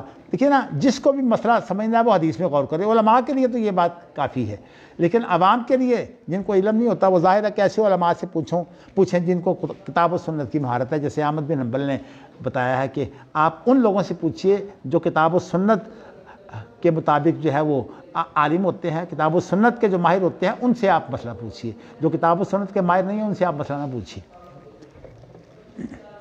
کیونکہ ان ساروں کا ایک ذہن ہے کہ کتاب و سنت ہمارے لیے کافی اور وافی ہے. اور سب سے پہلے جو غلطی پیدا ہوتی ہے نا، ایک تو غلطی یہ تھی نا کہ رائے عام ہے، اور دوسری غلطی یہ پیدا ہوتی ہے کہ آراء میں وہ چیزیں بھی شامل ہیں جو کتاب و سنت میں موجود نہیں ہیں. یعنی ان کا مطلب یہ کتاب و سنت محدود ہے اور مسائل غیر محدود ہے. اس طرح سے وہ تمہید باندھتے ہیں. کتاب و سنت محدود ہے اور مسائل غیر محدود ہیں، اس لیے ان غیر محدود مسائل کے لیے جو ہے وہ ہم ان اصولوں کو لاتے ہیں جو عقلی اصول ہے. اس کے اندر استصحاب، استحسان، دکھا کر ایسی باتیں جو ہے بڑا عالم تھا اور یادداشت بھی بہت اچھی تھی اور منطق کا بہت بڑا ماہر تھا، اس لیے ابن حزم کو جو ہے وہ لوگ انداز نہیں کرتے جو خاص طور پر منطق فلسفے والے ہیں. مجھے یاد ہے کہ ہمارے استادوں میں سے قطانی تھے، ایک محمد منتصر قطانی، یہ ہمارے استادوں میں تھے مدینہ یونیورسٹی میں. تو وہ چونکہ مراکش سے تھے تو اس لیے ابن حزم کے وہ بڑے عقیدت بھی لکھی ہوئی تھی، موجم فقہ ابن حزم ظاہری. تو ظاہر ہے کہ انہوں نے اس کا ابن حزم کا خلاصہ نکالا ہوا تھا نا. تو اسی طرح وہاں کے لوگ جو ہیں خاص طور پر مراکش وغیرہ کے لوگ جو ہیں وہ ابن حزم کے ساتھ جو وابستہ بہت گہرے وابستہ ہے، تو اس لیے ظاہریت جو ہے وہاں زیادہ پائی جاتی ہے. اچھا جی، اب آپ کو میں نے جو بات بتانی ہے وہ یہ ہے کہ فک الآنیہ. فک الآنیہ کا معنی ہوتا ہے قیدی کو جو ہے وہ کھول دو. جس شخص کو آپ نے باندھا ہوا ہے نا اس کی بندش کھول دو. اور دوسری بات یہ ہے کہ جو دعوت دینے والا ہے اس کی دعوت کو قبول کرو. یہ اللہ کے رسول نے 2 ہدایتیں دی ہیں. اس میں اب آپ کو میں اپنے زمانہ کے حالات سے جو ہے وہ ایک رہنمائی دینا چاہتا ہوں. ہین ہے نا، جب انسان کو پکڑا جاتا ہے تو ہین اسی وقت ہو جاتی ہے، پکڑتے وقت. اس کے بعد پھر جب اس کو قید ہو جاتی ہے تو ہمیں شریعت کی ہدایت یہ ہے کہ ہمارے ہاں قید کرتے وقت جو ہے کسی کو 16 سال قید دے دی، کسی کو جو ہے عمر قید دے دی، عمر قید بھی جو ہے وہ کہتے ہیں وہ 25 سال ہوتی ہے، 25 سال جو ہے وہ کٹوتیاں کر عملاً جو ہے وہ 7-8 سال ہی رہ جاتی ہے۔ تو اس طرح سے جو ہے ہماری قید کے معاملے میں اصل میں یہ جو اصول ہے نا کہ قیدی کو جتنا جلدی رہا کر سکتے ہو کر دو، یہ اس اصول کی بڑی اہمیت ہے کہ جس کو، کیونکہ فکو کا معنی کھولو، اور عام طور پر اللہ کے رسول کے زمانہ میں تو جو ہے وہ قیدی کے لیے قید خانے نہیں تھے، وہ تو انہیں رسیوں سے اور سنگلوں سے باندھ کر رکھتے تھے اور مسجد نبی کے اندر انہوں باندھ دیتے۔ آپ کو سمامہ بن اسال والا واقعہ جو ہے میں اس کا حوالہ بھی دے دیتا ہوں۔ تو کہنے کا مقصد یہ ہے کہ قیدی کے لیے بھی اسی لیے قیدی کو کھانا کھلانا اس کی بڑی فضیلت ہے۔ یطعمون الطعام علی حبہ مسکینا و یتیما و اسیرا، قیدی کا بھی ذکر کیا ہے۔ تو اس لیے میں آپ بتانا چاہتا ہوں کہ قیدی کو اگر دیکھی جائے اس کی حالت اچھی ہو گئی ہے تو اس کی قید ویسے ہی معاف کر دینی چاہیے۔ تو اس لیے جاتے ہیں قید میں جا کر۔ چلیے جی، اللہ تعالیٰ ٹھیک رکھے۔ تو دوسری بات یہ ہے کہ دعوت دینے والے کی دعوت قبول کرو۔ اب یہ آج کے دور میں تو یہ بہت بڑی مصیبت ہے کہ جس کی دعوت قبول کر لے وہ سمجھتا ہے کہ میرا تو فلاں دوست ہو گیا، وہ تصویر ساتھ کھنچوا لیتا ہے اور اس کے بعد دنیا بھر کو دکھاتا ہے کہ دیکھو میں تو حاکم کے ساتھ کھڑا ہوں۔ ویسے اللہ کا شکر ہے کہ میں نے جو ہے وہ ایسی تصویروں کو کبھی پسند نہیں کیا۔ جو زندگی میری گزرنی تھی نا حاکموں کے ساتھ، وہ تصویروں کے بغیر ہی گزر گئی ہے، اور اب جو تھوڑی سی میں نے نرمی کی ہے تو اللہ کا شکر ہے کہ وہ میری ذات کی حد تک ہے۔ لیکن میں الحمدللہ اس کے بارے میں ابھی بھی اتنی سختی کرتا ہوں کہ گھر میں کہیں ننگی تصویر میں نہیں رہنے دیتا۔ میں صرف آپ کی توجہ کے لیے یہ بات کہنا چاہتا ہوں کہ رات کو میں اخبار جو گھر میں ہوتا ہے نا، میں اسے بھی ننگا نہیں رہنے دیتا۔ الحمدللہ گھر میں جہاں کہیں اخبار ہوگا میں اس کو جو ہے وہ ڈھانک کر پھر سوتا ہوں، یا اس اخبار کو میں باہر پھینک دیتا ہوں، یعنی جو سونے کا کمرہ اس سے باہر پھینک دیتا ہوں، تاکہ یہ ہے کہ تصویر جو ہے یہ رحمت کے فرشتوں کو جو ہے وہ نہ روکے۔ تو اس کے لیے اس کے احکام جو ہے وہ تفصیلی ہیں، لیکن جب سے یہ موبائل آیا ہے نا اتنی عام ہو گئی ہے کہ اب تصویر کے اب روکنا ہی مشکل ہے۔ ہر ایک کے ہاتھ میں تو موبائل ہے۔ ریکارڈنگ کیسی ہوتی ہے اور تصویر کیسے کھنچ جاتی پتہ ہی نہیں لگتا۔ اب عدالتوں کی تصویریں کھنچ جاتی ہیں سب کچھ۔ پہلے تو عدالت میں تو موبائل ہوتا ہی نہیں تھا۔ مجھے یاد ہے کہ ابتدا میں جو ہے وہ کسی کا اگر موبائل بول پڑے تو وہ جج جو ہے فوراً موبائل کو بلا کر اینٹ سے کہتا تھا اس کو سب کو توڑ کے رکھ دو، یعنی یہ اس کی سزا ہوا کرتی تھی کہ عدالت میں کوئی موبائل لے کر نہ آئے۔ لیکن اب صورتحال جو ہے بالکل اور ہو گئی۔ اب تو اس طرح کے موبائل ہیں کہ پتہ ہی نہیں چلتا۔ چلیے جی، اب اس کے بعد ہے میں نے آپ کو یہ بتایا ہے کہ داعی کے بارے میں شریعت کی ہدایت تو یہی ہے کہ مطلب یہ ہے کہ ایک داعی کو جو ہے لوگوں میں مل جل کر رہنا چاہیے۔ اس کا ایک فائدہ یہ ہوتا ہے کہ اس کو لوگوں کے حالات کا علم رہتا ہے، لیکن اس فائدے کے ساتھ ساتھ آج کل تو حالات منصب پر ہو، اگر آپ اس کو جو ہے وہ تحفہ دیں تو ویسے آج بھی سمجھدار لوگ موجود ہیں۔ میں نے ایک شخص کو جو ہے وہ تحفہ تو میں دیا کرتا تھا، لیکن ایک وقت ایسا تھا کہ مجھے اس سے کچھ کام بھی تھا، تو میں نے اس کو جو ہے وہ شہد کا تحفہ خود نہ دے سکا، تو میں نے کسی اپنے شاگرد سے کہا کہ یہ شہد کا تحفہ فلاں کو دے دیں۔ تو شیخ ابن باز کے سیکٹری کی بات ہے، انہوں نے شہد کا تحفہ واپس کر دیا۔ تو اسے کہا دیکھو بات سنو، میرا ایک منصب ہے اور اس وقت ان کا کام میرے پاس پڑا ہوا ہے، میں نے تحفہ نہیں لینا۔ نہیں اچھی بات ہے، دیکھیے ایسی مثالیں ملتی ہیں۔ مجھے بھی سمجھ آئی کہ بھئی ایسے موقع پر تحفہ نہیں دینا چاہیے، حالانکہ میں ان کو بہت تحفے دیتا، یہاں آتے تو بے شمار میں تحفے دیتا، یہاں آتے لے لیتے تھے۔ اچھا جی، اب ہدایہ العمال، چونکہ یہ حدیث آپ پہلے پڑھ چکے ہیں، اس لیے اس کے بارے میں آج کو میں جو ہے وہ حدثنا علی بن عبداللہ حدثنا سفیان عن الزہری انہ سمع عروۃ اخبرنا ابو حمید الساعدی۔ مجھے ایک بات یاد آئی تھی، میں پھر بھول گیا تھا۔ تو یہ ابو حمید ساعدی جو ہیں یہ اصل میں بہت زیادہ اللہ کے رسول کی عبادات کے طریقوں سے واقف تھے، تو اس لیے میرے عزیز جن کی موت کا جو ہے مجھے ہر وقت غم رہتا ہے، عبد الصمد جو ہے وہ رفیقی کی بات کرتا ہوں، وہ اپنے آپ کو جو ہے ابو حمید ساعدی کے لقب سے، جی ہاں ان کا لقب تھا ابو حمید ساعدی، کنیت ان کی یہ تھی۔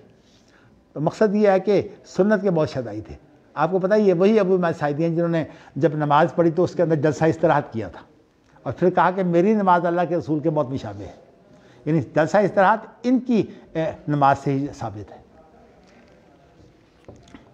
تو قال استعمل النبی صلی اللہ علیہ وسلم رجلا من بنی اسد یقال له ابن اللتبیہ جی علی صدقۃ فلما قدم قال هذا لكم وهذا اهدی لی فقام النبی صلی اللہ علیہ وسلم علی المنبر قال سفیان ایضا فصعد المنبر فحمد اللہ واثنى علیہ ثم قال فما بال العامل نبعثه فیاتی فیقول هذا لک وهذا لی جلس فی بیت ابیہ و امہ فینظر ایہدی لہ ام لا والذی نفسی بیدہ لا یاتی بشیء الا جاء بہ یوم القیامہ یحملہ علی رقبتہ ان کان بعیرا لہ رعاۃ او بقرۃ لہ خوار او شاۃ طیر ثم رفع یدیہ حتی رأینا افرتي ابطیہ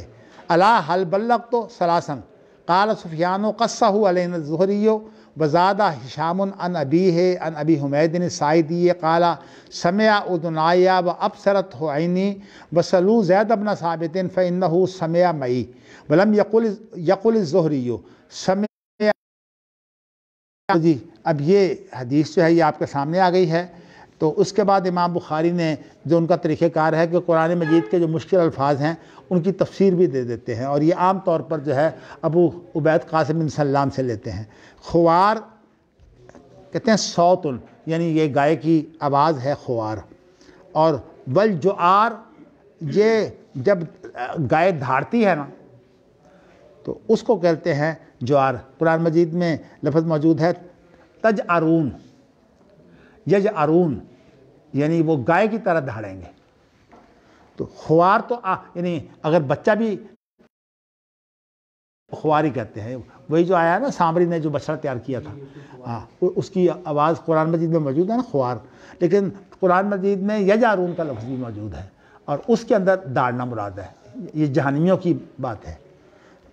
تو اب اس کا مفہوم تو آپ یہ حدیث پہلے پڑھ چکے ہیں، لیکن اس میں ایک تو نام آ گیا ہے اس شخص کا۔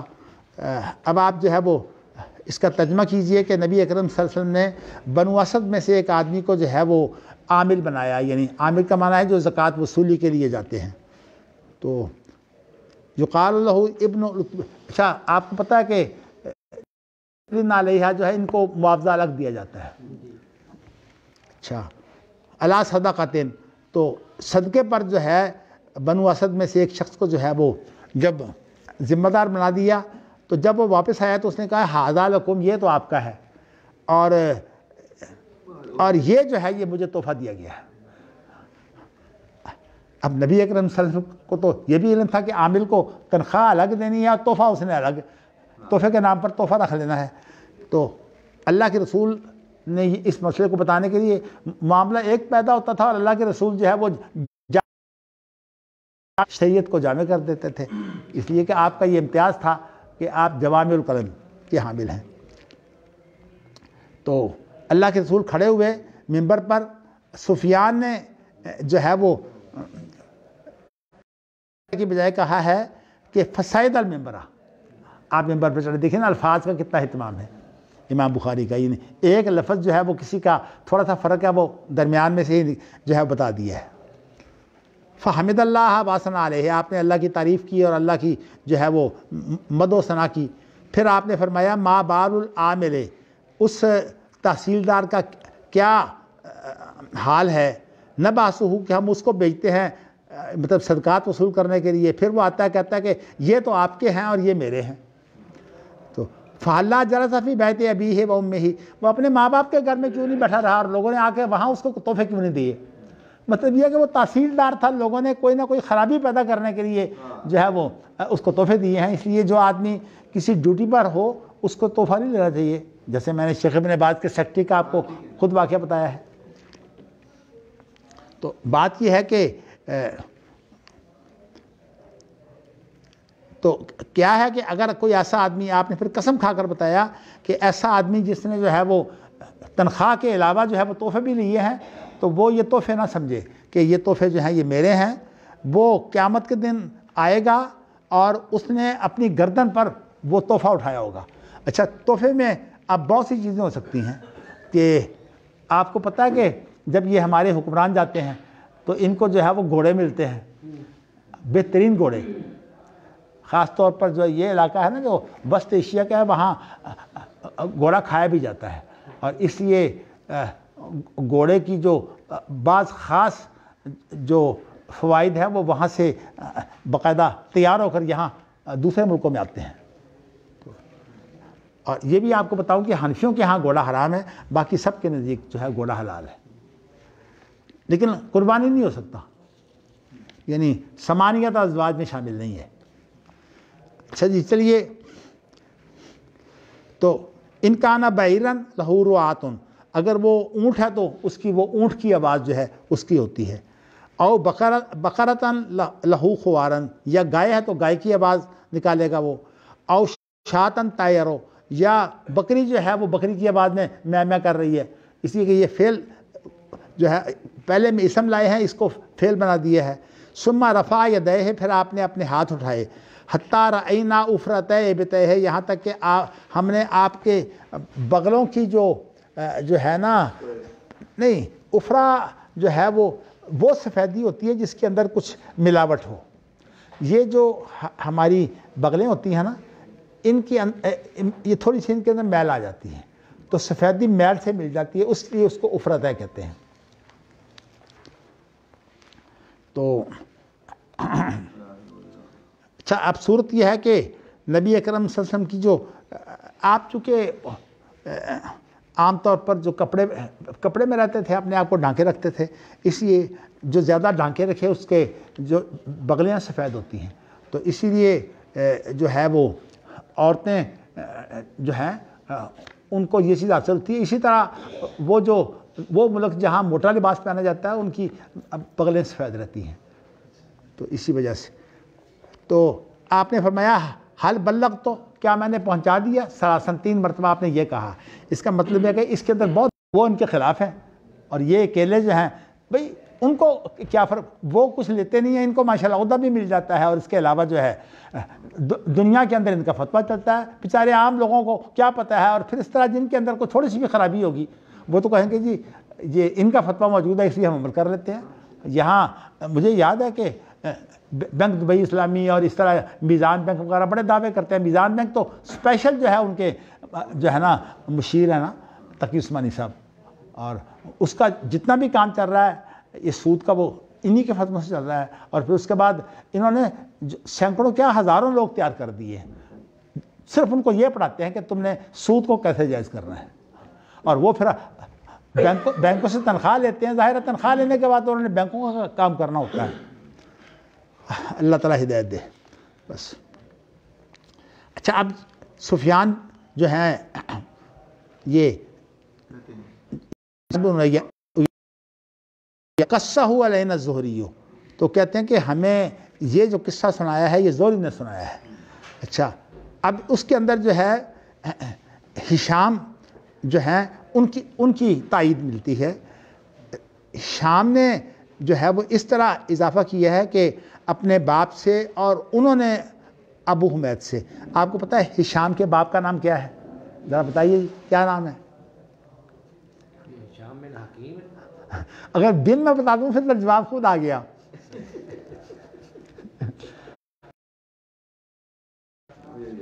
یاد نہیں ہے؟ آپ بتائیے جی، کوئی کسی کو یاد ہو، کوئی محسوس نہ کرے چھوٹا ہے تو بول دے، اور کوئی غلط ہی نکل آئے گا نا. ہاں جی، ہاں بھی بتائیں. نہیں پتا، کبھی غور نہیں کیا، اس لیے کہ ہم تو مقلد ہیں اہل حدیثوں کی، ہمیں کیا ضرورت ہے پوچھنے کی. یہ ہشام بن عروہ ہے.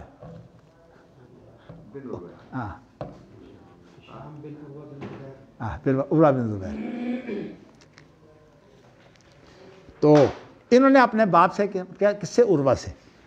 اور عروہ جو ہے انہوں نے اپنے باپ سے نہیں، بلکہ عروہ نے ابو حمید ساعدی سے، یعنی مطلب یہ ہے کہ یہ ایک ہی حدیث ہے، ابو حمید ساعدی کی جتنی بھی حدیثیں ہوں گی وہ ایک ہی شمار ہوں گی، باقی نیچے فرق ہوگا تو وہ ان کی روایتوں کا فرق ہوگا۔ بخاری نے جو ہے کہ روایتوں کے فرق کے طور پر اس چیز کو ذکر کیا ہے کہ اس میں یہ ہے کہ وہ کہتے ہیں کہ یہ میرا سما ہے، یعنی میں نے یہ چیزیں جو ہے نا، پہلے بات آئی ہے ان سے، لیکن اب انہوں نے جو بات پیش کی ہے وہ سما سے کی ہے، تو سماعت جو ہے یہ زیادہ جو ہے وہ زوراور ہوتا ہے، اس لیے اس کی تائید دے دی ہے۔ سمع اذنایا و ابصرت عینی، میرے کانوں نے، یہ دونوں کانوں نے سنا ہے اور میری آنکھ نے یہ دیکھا ہے۔ وسلو زید بن ثابت، اور اس کا جو سوال زید بن ثابت سے بھی کرو، اس لیے کہ فإنہ سمع معی، جب میں نے سنا تھا میرے ساتھ زید بن ثابت بھی تھے۔ گویا کہ اب تائید کس کی ہوئی ہے؟ یعنی انہوں نے، ابو حمید نے اپنی تائید کے لیے زید بن ثابت کو بھی ذکر کر دیا ہے، فإنہ سمع معی، تو انہوں نے بھی میرے ساتھ سنی ہے۔ تو اب زید بن ثابت کی جو حدیث ہے یہ نہیں ہوگی، اور ابو حمید ساعدی کی حدیث جو ہے وہ الگ ہوگی، یعنی یہ فن حدیث کے اعتبار سے۔ تو ولم یقل الزہری، یعنی زہریہ، اس نے زہری کا لفظ استعمال نہیں کیا، کیا مطلب کہ یعنی یہاں جو ہے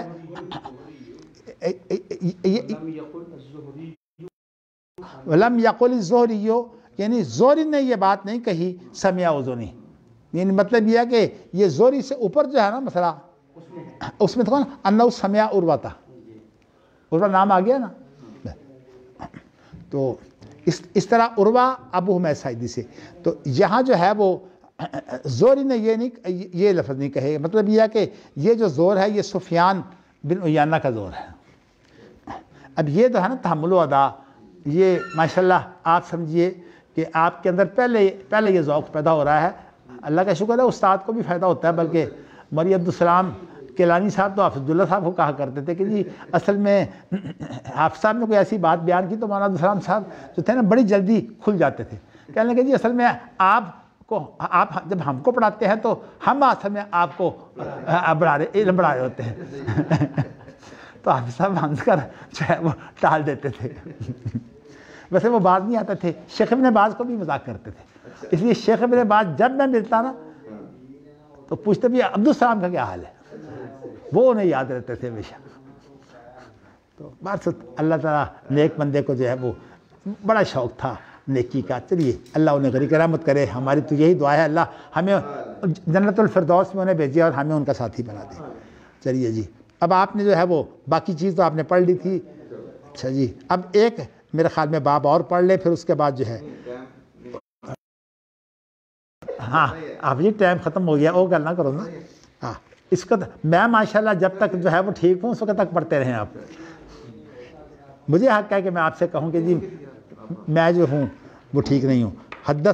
ہاں استقضاء الموالی واستعمالہم، جا یہ ہے کہ آزاد کردہ غلاموں کو جو ہے وہ حاکم بنانا اور ان کو جو ہے تحصیلدار بنانا، یعنی حاکم بنائیں یا صرف مطلب ہے کہ صدقہ وصول کرنے کے لیے جو ہے وہ عامل بنائیں۔ تو یعنی حاکم سے مراد یہاں قاضی ہے، یعنی ان کو جج بنائیں یا تحصیلدار بنائیں، اس کے بارے میں اب حدیث ہے۔ حدثنا عثمان بن صالح حدثنا عبداللہ بن وہب قال اخبرنی ابن جریج ان نافعا اخبرہ ان ابن عمر رضی اللہ عنہما اخبرہ قال کان سالم مولا ابی حذیفہ یؤم المہاجرین الاولین و اصحاب النبی صلی اللہ علیہ وسلم فی مسجد قباء فیہم ابو بکر و عمر و ابو سلمہ و زید و عامر بن ربیعہ۔ تو یہ بیان کرتے ہیں کہ نافع نے خبر دی کہ ابن عمر نے خبر دی ان کو کہ ابو حذیفہ کا آزاد کردہ غلام تھا نا سالم، اور یہ وہ شخص ہے جس کو اللہ کے رسول نے ابو حذیفہ کی بیوی سے کہا تھا کہ اس کو جو ہے دودھ پلا دو چمچی میں، تو اس چمچی میں اس نے دودھ پیا ہوا تھا، اس کا پردہ اٹھ گیا تھا۔ تو باقی ابن اعظم کے نزدیک جو ہے یہ ساری امت کے لیے ہے، اس کی وجہ آپ کو ابھی ابن اعظم کے میں نے آپ کو اصول فقہ ابھی زیادہ نہیں بتائے، پھر جب میں اس کو بتاؤں گا پھر آپ کو بتاؤں گا کہ ابن حزم کے اصول فقہ کی کیا کمزوریاں ہیں۔ ویسے جو اس کا جذبہ ہے نا وہ بڑا مبارک ہے، خاص طور پر حدیث کے بارے میں، قرآن کے بارے میں۔ اچھا جی، تو اب کہتے ہیں کہ یہ مسجد قباء کے اندر جو ہے امام تھے، اور اس میں جو مہاجرین اولین ہیں اور اللہ کے رسول کے بڑے بڑے ساتھی ان کے پیچھے مقتدی ہوتے ہیں۔ ان میں ابو بکر بھی شامل تھے، عمر بھی شامل تھے، ابو سلمہ بھی شامل تھے، زید بن ثابت بھی شامل تھے، عامر بن ربیعہ بھی شامل تھے۔ اس مسئلے کو انشاءاللہ تعالی جو ہے اس کے اندر بہت اہم کچھ چیزیں ہیں عامل بنانے کی اور قاضی بنانے کی، اور اس کے متعلق جو اگلا باب ہے نا وہ انشاءاللہ تعالی آج میں اس کی حدیث پڑھ دیتا ہوں، اور انشاءاللہ کل جو ہے دونوں کی اکٹھے تشریح کروں گا۔ باب العرفاء للناس، عرفاء وہ لوگ ہوتے ہیں جو کسی قبیلے کے اندر پہچان کے لیے، یعنی عام طور پر وہ قبیلے کے نمائندہ سمجھے جاتے ہیں اور ان کے نام سے جو ہے وہ قبیلہ معروف ہوتا ہے۔ جیسے اب اشعری قبیلہ جو ابو موسیٰ اشعری کے نام سے معروف ہے، تو اسی طرح قبیلے میں کوئی ایک آدمی معروف ہو جاتا ہے کسی وجہ سے، کسی قربانی کی وجہ سے، تو اس کو بولتے ہیں عریف، اس کی جمع ہے عرفاء۔ تو حدثنا اسماعیل بن ابی ویس حدثنی اسماعیل بن ابراہیم عن عمہ موسیٰ بن عقبہ قال ابن شہاب حدثنی عروۃ بن زبیر ان مروان بن الحکم والمسور بن مخرمۃ اخبراہ ان رسول اللہ صلی اللہ علیہ وسلم قال حین اذن لهم المسلمون فی عتق سبع حوازن فقال انی لا ادری من اذن فیکم ممن لم یأذن فرجعوا حتی یرفع الینا عرفاؤکم امرکم فرجع الناس فکلمہم عرفاؤہم فرجعوا الی رسول اللہ صلی اللہ علیہ وسلم فاخبروہ ان الناس قد طیبوا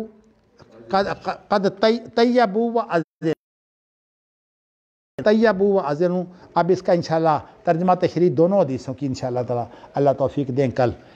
یہ اصل میں اس لیے میں نے کہا کل کہ اس کے اندر جو ہے وہ خلافت کا انتخاب کیسے ہوتا ہے، اس کے اندر وہ اصول جو ہے وہ آپ کو میں پیش کرنا چاہتا ہوں۔